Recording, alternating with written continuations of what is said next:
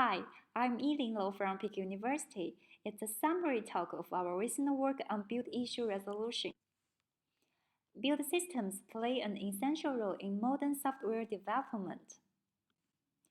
But at the same time, build failures occur frequently. Manual resolution is time-consuming while existing automated techniques have limited effectiveness. Understanding build issue resolution might be helpful to provide developers and researchers with practical guidelines on this challenging problem. We focus our study on the following three questions.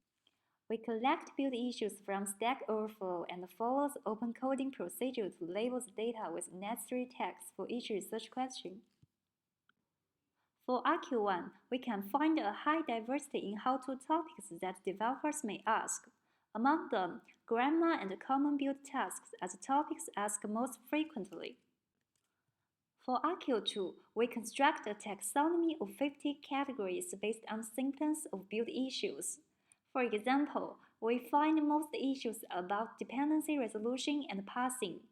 We also find there is another interesting category of symptom that triggered after build process.